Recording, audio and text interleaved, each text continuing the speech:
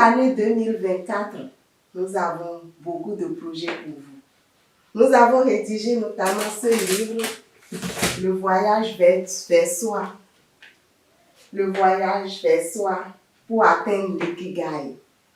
C'est un document que le cabinet a rédigé pour votre plaisir avec le coach Pognon et l'appui de l'ordre des coachs en développement intégral. Nous vous recommandons ce document. Vous pouvez l'avoir au sein du cabinet ou dans les supermarchés.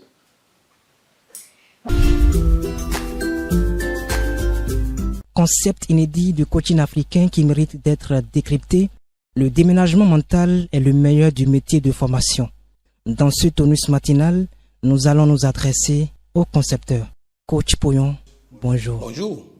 C'est quoi le déménagement mental? En tout cas, c'est encore une des créations du coaching africain. Vous savez, quand vous cherchez la définition de formation dans le dictionnaire, vous allez trouver action de former. Et quand vous cherchez la définition de former, vous allez trouver action de façonner. Et quand vous cherchez la définition de façonner, vous allez trouver donner aux gens une nouvelle manière d'être et d'agir. La formation, c'est donc donner aux gens une nouvelle manière d'être et d'agir. Ainsi donc, nous avons compris que pour faire en sorte que la personne puisse avoir une nouvelle manière d'être et d'agir, et non pas des connaissances livrées qui ne servent à rien, il va falloir utiliser ce que nous appelons le déménagement mental. Je vous donne une illustration parfaite. Vous prenez les enfants. Voilà un enfant qui arrive à la maison. La morale, quand tu veux manger, il faut laver la main. Mais l'enfant est en train de manger sans laver la main. Pourquoi? Parce qu'il n'y a pas eu de déménagement mental. Il n'a pas compris que ce n'est pas pour la composition qu'on a appris ça. Il n'a pas compris qu'il faut réellement laver la main. Mais le déménagement mental, pour que les gens comprennent, n'est pas une invention. C'est simplement, nous avons réadapté une fierté de l'Afrique sous l'arbre à palabres, où les parents, les grands-parents recevaient les enfants sous l'arbre et racontaient des contes, des histoires, des légendes, des métaphores, des paraboles qui permettaient aux enfants eux-mêmes de dire « Ah bon, donc si c'est ça, ça veut dire que dont l'enfant comprend lui-même et tire les conséquences, et tire les conclusions. Sans déménagement mental, il n'y a pas de formation, il y a de l'enseignement. » Quel est le processus? Le processus consiste à ne pas donner trop d'informations, mais à beaucoup plus être un conteur d'histoire, un conteur de bonne histoire. Je raconte une situation. Dans la situation racontée, la personne tire elle-même les conséquences, les enseignements, les choses et prend des résolutions. Le but du processus, c'est de faire en sorte qu'au sorti, quand on demande à quelqu'un qui a fait du déménagement mental, qu'est-ce que tu as appris? La réponse est « je ne sais pas ». Mais en réalité, après avoir dit « je ne sais pas », vous allez entendre maintenant et pourtant, je sais quand même que beaucoup de choses ont changé. Lorsque Nelson Mandela a reçu le capitaine de l'équipe de rugby, alors qu'il voulait que l'équipe de rugby gagne la Coupe du Monde, il a discuté avec lui pendant des heures. Et il est sorti 1 heure environ. Il sort, il rentre dans la voiture. Sa fiancée lui demande, il voulait quoi? Le monsieur dit, je ne sais pas. Et c'est au bout de quelques minutes qu'il dit, mais je me rends compte qu'il veut qu'on gagne la coupe. Or, le monsieur n'a jamais parlé de gagner la coupe. Voilà le déménagement mental. Et c'est ça qu'on fait pour les enfants. Un jour, j'étais avec ma fille et sa maman me disait qu'elle n'aime pas se laver, qu'il faut être derrière elle avant qu'elle ne se lave. Alors, je l'ai laissée pendant des semaines et un jour, on était en train de voyager et on a vu un fou dans la rue, totalement crotté. Il dit, regarde-moi ce fou-là. Quand ses parents lui disaient de se laver, il refusait de se laver. Voilà ce qu'il est devenu. L'enfant arrive à la maison, toilette. Tous les jours, battait, toilette. Sa maman lui dit, mais qu'est-ce qui se passe? Pourquoi tu aimes te laver maintenant? Il dit, parce que papa m'a montré ce qu'on devient quand on ne se lave pas. Voilà le déménagement mental. Vous devez amener l'enfant. Vous avez un enfant qui ne travaille pas. Prenez l'enfant, sortez de la maison. Amenez-le là où vous habitez dans le temps. Et commencez pas à marcher avec lui pour aller dans votre école. En cours de route, l'enfant va dire, je suis fatigué papa. Et tu vas dire, oh mon fils, je faisais ce trajet tous les matins, tous les midis. à 15h, à 18h. Tous les jours, je fais 4 fois ce trajet pour aller à l'école. Je suis devenu ce que je suis. Toi, tu as la chance qu'aujourd'hui, on t'amène à l'école, on te donne ta taxi moto, on te donne ceci. Tu ne vas pas terminer avant que l'enfant ne dise « donc, je dois travailler à l'école ». Voilà le déménagement mental. On utilise des histoires, on utilise des contes. Aucun spécialiste de déménagement mental ou coach ne doit parler plus de 3 minutes sans dire par exemple. On ne peut pas dire par exemple. Vous voyez Jésus, on lui pose des questions, métaphores, paraboles. Il vous raconte une histoire, vous tirerez vous-même les enseignements que vous voulez. Voilà ce qu'on appelle le déménagement mental. Voilà comment ça se fait. Quels sont les avantages du déménagement mental? Le premier avantage, c'est que ça améliore la vie des gens, au lieu de remplir leur tête. Le problème, c'est que nous avons des diplômés qui ont la tête trop remplie. Un jour, on a demandé à Henry Ford quelle est la résistance de l'acier qu'il utilise dans la fabrication des voitures. Et il a pris un téléphone, il a appelé un de ses collaborateurs. Deuxième question, il appelle. Il y a un professeur qui dit, mais toi, tu ne connais rien. Qu'est-ce que toi-même tu connais? Il dit, vous avez rempli la tête de ces jeunes-là. Je les ai recrutés avec ce qu'il y a dans leur tête. Quand j'en ai besoin, je prends dans leur tête. Ça me permet de dégager ma tête pour penser aux choses sérieuses. Le déménagement mental permet d'exploiter tout ce que nous avons entassé dedans. Parce que sans déménagement mental, il n'y a pas de changement de vie, il n'y a pas de changement de comportement. Donc c'est pourquoi le déménagement mental est important pour impulser le changement dans la vie des gens. Vous ne pouvez pas améliorer la vie de quelqu'un. Vous voulez quelqu'un, par exemple quelqu'un qui refuse de prendre des médicaments alors qu'il est malade. Avec le déménagement mental, vous pouvez l'amener à prendre facilement. Donc on dit que le leadership, c'est amener les gens à faire ce qu'ils ne veulent pas faire et à le faire avec plaisir. Donc vous voyez, le déménagement mental permet d'amener les gens à faire ce qu'ils ne veulent pas faire et à le faire avec plaisir. Si vous circulez aujourd'hui dans nos lieux de culte, dans nos religions chrétiennes, de moins en moins, les chrétiens traitent leurs ancêtres de diaboliques parce que nous avons fait un travail par le déménagement mental. De moins en moins, les enfants traitent les grands-parents pas des mauvais noms, pas des noms d'oiseaux. Ils le traitent de moins en moins en politique parce qu'on leur a permis de comprendre que la politique, ce n'est pas la haine. La politique, ce n'est pas être impoli et tout ça. Donc bref, par le déménagement mental, on peut amener les gens à changer de comportement.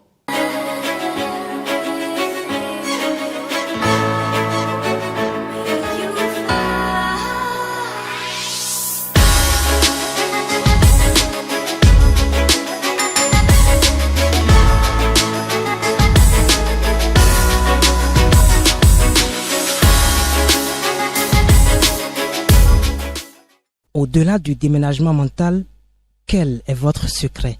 Car chaque fois que vous organisez une conférence, les gens sont vraiment émerveillés. Vous savez, je vais, pour répondre à cette question, d'abord vous raconter une expérience que j'ai vécue avec l'Université du Coton. L'Université du Coton, c'est une initiative des paysans africains producteurs de coton. Ils sont allés en Espagne, au Mexique plus précisément, et ils ont constaté que les professeurs d'université sont au champ avec les paysans. Et après, les paysans sont à l'université pour apprendre des choses. Alors, ils ont voulu créer une université du coton pour rapprocher le professeur d'université du paysan. Mais il s'est fait que les professeurs d'université ont avoué leur difficulté à cadrer leur message par rapport à un paysan. On m'a donc fait appel pour former ces professeurs sur comment ils peuvent parler à des paysans. Et je suis arrivé là-bas. Et qu'est-ce que nous avons fait? Nous avons élaboré un module sur concevoir et animer une formation des adultes. Ce module a permis quoi? Ce module a permis de les amener à comprendre que ce qu'ils ont fait jusqu'à présent est de la pédagogie. Or, pédagogie, c'est la science de l'éducation des enfants. Et pourquoi on a inventé ça? Parce que l'enfant avait des caractéristiques données. Aujourd'hui, on s'est rendu compte que l'enfant n'a plus ces caractéristiques. Un exemple très simple. Dans le temps, l'enfant n'avait aucune influence sur le programme de formation. On l'enseigne et il accepte. Or, aujourd'hui, un enfant de 5 ans, on l'a amené à l'école. Et arrivé à l'école, sa maman est repartie à la maison. Et avant d'arriver à la maison, la directrice l'appelle pour lui dire de revenir. Elle revient et elle demande à la directrice ce qu'il y a. La directrice dit de demander à l'enfant. Et l'enfant prend la parole. Elle dit, maman, je ne suis pas un bébé. On m'a mis dans une classe où il n'y a que des bébés. Et ils sont tout le temps à pleurer ou à chanter ou à danser. Moi, je ne suis pas là pour être vedette. Je suis là pour étudier. Bref, l'enfant a une influence désormais sur le système éducatif. Ça veut dire que la pédagogie doit être tuée par la science de l'éducation des adultes. Or, c'est le contraire. À l'université, on forme les étudiants comme des enfants. Alors que même les enfants n'ont plus les caractéristiques d'enfants. Donc bref, on les a amenés à comprendre ça. Ensuite, on les a amenés à voir la notion de déménagement mental. On les a amenés à comprendre que quand on remplit trop la tête, ça peut exploser, d'où les surménages et autres. Et le professeur Il Boudot, un grand professeur titulaire de l'université de Bobo, a pris la parole. Il dit, coach, je me suis rendu compte que nous avons massacré les étudiants toute notre carrière durant. C'est grave ce que nous donnons dans nos universités. Bref, c'est pour dire, ce que nous faisons, c'est quoi? Quel est l'objectif de la formation? Si vous n'oubliez pas l'objectif de la formation, vous allez réussir votre formation. Mais si vous oubliez pourquoi vous êtes là, pourquoi la formation, vous allez passer à côté. Les gens sont venus pour que leur vie change. Ils ne sont pas venus pour que vous remplissiez un programme. Ils ne sont pas venus pour que vous déroulez un programme. Ils sont venus pour que leur vie change. Nous avons fait un truc la dernière fois avec les femmes d'Afrique. La quasi-totalité des femmes qui ont suivi et qui sont en contact avec moi, c'est un bouleversement total dans leur vie. 1h30. Pourquoi? Parce que j'avais fait même sans support, sans papier, sans projection, rien. Je suis rentré dans la salle. J'ai écouté les quelques minutes de communication faites avant mon arrivée. Ensuite, j'ai écouté les questions des uns et des autres. Ça m'a permis de prendre le pouls de la salle, de voir de quoi ils ont besoin. Et je suis allé dans le sens de leurs besoins. Et on a fait une communication interactive où on lit les visages, on regarde les visages des gens, on écoute les gens, on écoute les respirations des gens. Parce que quand ils sont ennuyés, il y a la manière dont ils vont respirer. Bref, à partir de cet instant, nous avons fait la communication dont le résultat est clair. Ils sont en train de créer leur entreprise. Certains sont retournés démissionnés de postes importants au niveau de la fonction publique pour lancer leur entreprise. Voilà de quoi il s'agit. Il faut écouter la salle et répondre à la salle. Et non dérouler un programme, dérouler ceci et tout ça, c'est de l'enseignement. Bref, je voudrais dire à tous ceux qui m'écoutent, surtout retenez ceci. Lorsqu'on parle de satisfaction d'un client, cela veut dire respect des engagements pris.